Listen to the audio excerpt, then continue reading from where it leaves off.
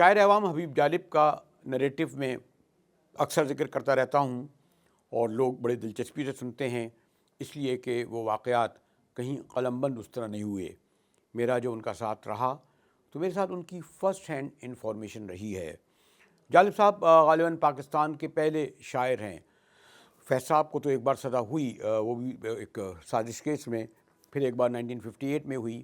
احمد فراد یا دیگر لوگ بھی گرفتار رہے، لیکن ان پر کوئی 9 بار گرفتار ہوئے، کو بیش کوئی 10 سال ان کا نظر بندی کا اثر ہے رہا، کوئی 9 سال تقریباً 10 سال کے قریب وہ جیلوں میں رہے۔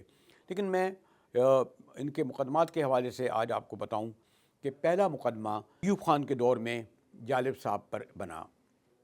نواب کالا باغ الطاف گوہر راوی ہیں کہ بیٹھے تھے اور کہنے لگے کہ یہ ایک شاعر ہے، کیا کہتا رہتا ہے ایوب خان کے خلاف، مجھے کہتا ہے کالا باغ سبز باغ، تو کیا اس کی کوئی زمینیں ومینیں ہیں تو اس کو چھین لو تاکہ پانی وانی بند کر دو۔ انہوں نے کہا نہیں جی اس کی کوئی نہ زمین ہے، کہتا کوئی اور کاروبار کرتا ہے، کہتے وہ بھی کچھ نہیں کرتا بیکار ہے۔ کہ ہاں پھر جب نظمیں پڑھتا ہے تو لاکھوں لوگ سنتے ہیں۔ ہاں جی وہ تو سنتے ہیں، تو ایسا کرتے ہیں جیل میں ڈال دیتے ہیں۔ کہتے ہیں یہ جیل میں مت ڈالو کہ ہمارے خلاف بولتا ہے، کچھ اور ڈال دو۔ اب پولیس اس سلسلے میں آپ کو علم ماہر ہے۔ تو جالب صاحب پر پہلا مقدمہ اس طرح بنتا ہے کہ لاہور کے کافی ہاؤس میں بیٹھے ہوئے تھے کہ وہ یہ کہتے ہیں کہ جی جالب صاحب کافی ہاؤس سے اٹھے اور لاہور کے مشہور جو یعنی اب مقدمہ بن رہا ہے، لاہور کے مشہور جو اس وقت کہلاتا تھا جو وہ بازار کہہ لیں، وہاں پر گانا سن رہے تھے جالب۔ اور آپ کو علم ہے کہ اس کوٹھے پہ جانا، لاہور کے کسی بھی کوٹھے پہ جانا غیر قانونی اور اس کے لیے باقاعدہ اجازت ہوتی تھی۔ ان کے بیگ تھا، اس میں بیگ میں ایک شراب کی بوتل تھی، وہ بھی غیر قانونی۔ ساتھ میں ان کے ساتھ اس زمانے کا ایک بہت مشہور بدماش وارث ہوتا تھا، وہ ساتھ بیٹھا تھا۔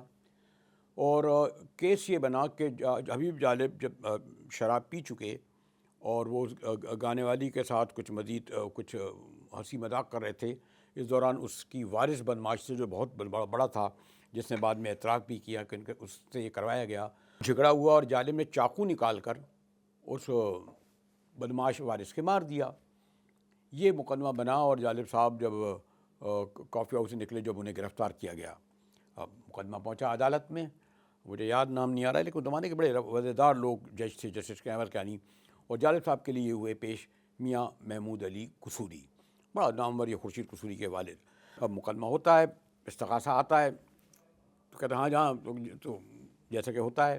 پوچھا جج صاحب نے کیا ہوا، انہوں نے کہا جی یہ جالب صاحب جو تھے آپ کو تو پتہ ہے شراب پی کر اور کوٹے پہ سن کر اور گانا سن کر اس بدماش سے لڑ رہے تھے، تو اس کو انہیں گرفتار کر لیا ہم نے اس الزام میں، تو انہوں نے چاقو بھی مار دیا اس بدماش کے۔ اس پہ قصوری صاحب چلائے نہیں ہو سکتا نہیں ہو سکتا نہیں ہو سکتا۔ تو جج صاحب نے پوچھا قصوری صاحب کیا نہیں ہو سکتا؟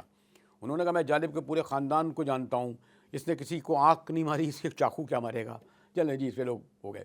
لیکن اس پر جج صاحب کہتے ہیں کہ قصوری صاحب یہ تو سب کو پتہ ہے کہ جالب صاحب شراب پیتے ہیں اور پورا پنجاب جانتا ہے، پورا پاکستان جانتا ہے۔ تو پھر میاں صاحب کہتے ہیں نہیں ہو سکتا نہیں ہو سکتا، کہتے ہیں میاں صاحب یہ تو زیادتی ہے، یہ تو سب کو پتہ ہے۔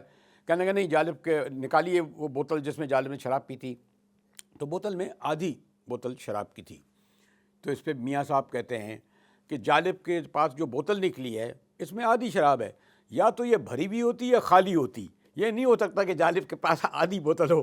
اس پہ جج صاحب زمان سے ہنس پڑے اور انہوں نے پولیس والوں کو ڈانٹتے ہوئے آ جاتے ہیں، چلو بھاگو، کوئی مقدمہ نہیں بنتا۔ تو آپ غور کریں کہ ایوب خان دور میں، یعنی پہلے فوجی جنرلوں کے دور میں، اس وقت سے سیاسی لوگوں کے خلاف کتنے گھٹیا درجے کے، کتنے جھوٹے مقدمات بنتے ہیں۔